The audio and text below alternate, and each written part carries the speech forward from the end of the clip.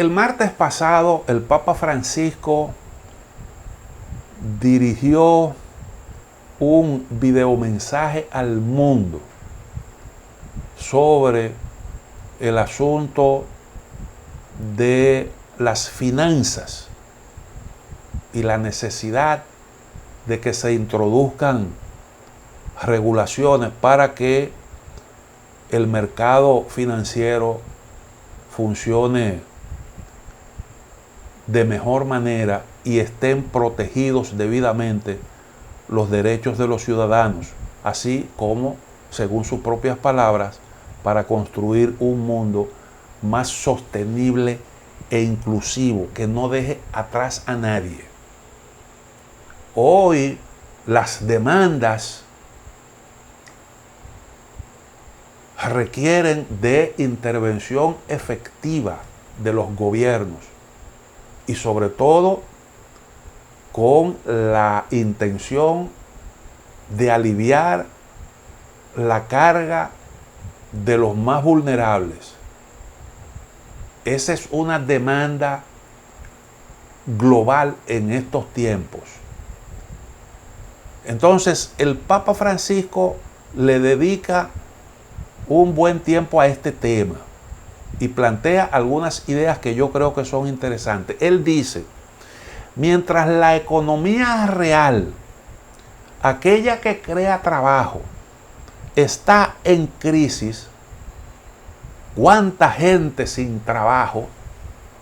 Los mercados financieros no han estado jamás tan hipertróficos como ahora. Es decir, están gordos, pero no necesariamente sanos, porque se están dedicando a labores no productivas, no están enfocados en la producción, sino muchas veces en actividades meramente especulativas, que si bien no generan bienes de consumo, si no contribuyen al incremento de la producción, dejan, no obstante, muy buenos beneficios. Entonces, dice: ¿cuán lejano está el mundo de las grandes finanzas de la vida de la mayor parte de las personas? Las finanzas, si no son reglamentadas, se transforman en una pura especulación animada de políticas monetarias. Esta situación es insostenible, es peligrosa. Es curioso que estemos tocando estos temas después de haber vivido aquella crisis del año 2008, que debió estimularnos a introducir regulaciones mucho más efectivas y a meter en cintura al sistema financiero y acabar con con esa especulación que hacen que el sistema financiero en muchos casos se asemeje a casinos de juego. Y a eso es que se está refiriendo su santidad.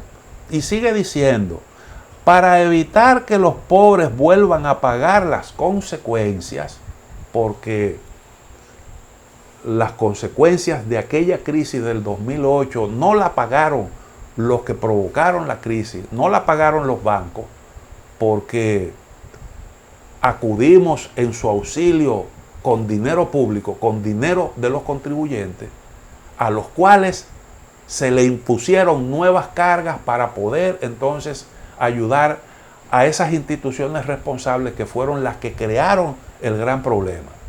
Y entonces, por eso dice Francisco: para evitar que los pobres vuelvan a pagar las consecuencias, es necesario reglamentar de modo rápido, de modo rígido, la especulación financiera.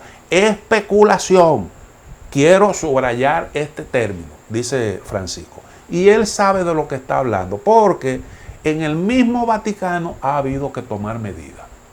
Y uno de los mayores preocupados por la sanidad de la banca vaticana ha sido precisamente Francisco. Y ahí ha habido realmente que manejar situaciones a veces no tan simples.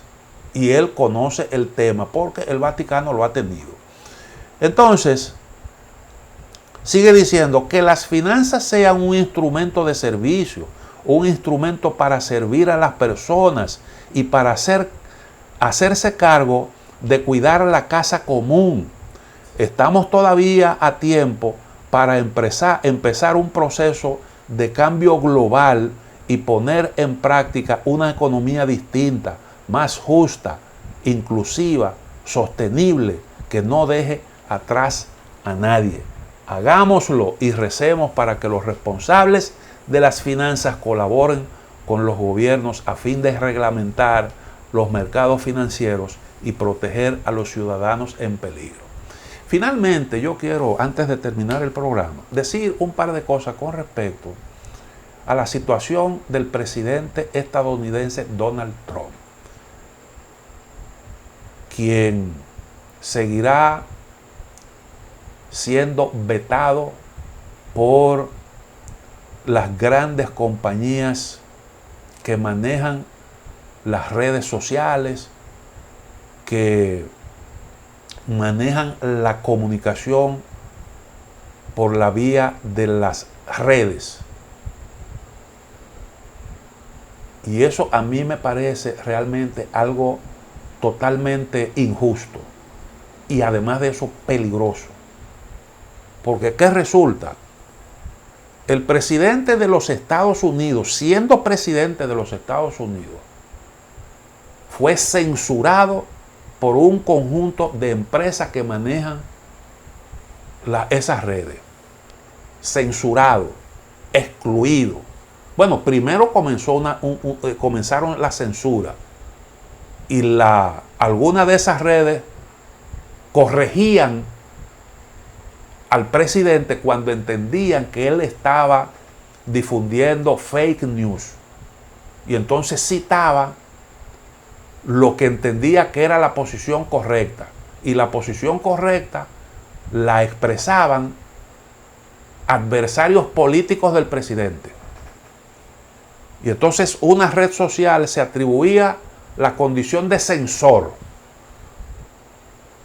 Luego, no estoy diciendo que el presidente Trump en aquel entonces no incurriera en algunos excesos, pero en exceso incurre muchísima gente que no tiene limitaciones, incluyendo aquellos que no se consideran políticos incorrectos, que viven hablando mentiras y mentiras. Caso, por ejemplo, de los informes que se publicaron para justificar cosas tan serias como una guerra. El caso, por ejemplo, de Irak, que le falsificaron un expediente, todo un expediente, para justificar una invasión y además para justificar un castigo como el fusilamiento de lo que se entendía que eran los responsables de situaciones condenables. Y no ha habido consecuencia de eso. Y ahí están las torturas, incluso. Bueno, el asunto es que el presidente de los Estados Unidos no ha sido juzgado por ningún tribunal por esas cosas que se le imputan. Porque dicen que él incurrió, que él intentó un golpe de Estado y todas esas cosas que se han dicho sobre lo que ocurrió y que él de alguna forma ciertamente estimuló en Washington con el asalto al Capitolio. Pero hay un asunto: si el presidente cometió errores contrarios a la ley, entonces el presidente tiene que ser juzgado y un tribunal entonces le impone el castigo correspondiente. Pero usted no puede establecer una censura previa sin que eso pase por un tribunal. Además de eso, usted siendo una entidad privada, porque esas cosas se supone que están reservadas para instituciones públicas con capacidad para eso. La censura previa es algo que está prohibido. Y eso está ocurriendo con el presidente, con el expresidente de los Estados Unidos, Donald Trump. Y eso es una injusticia y es algo realmente peligroso. Llegamos al final de A Quemarropa. Mañana, si Dios quiere, estaremos nuevamente con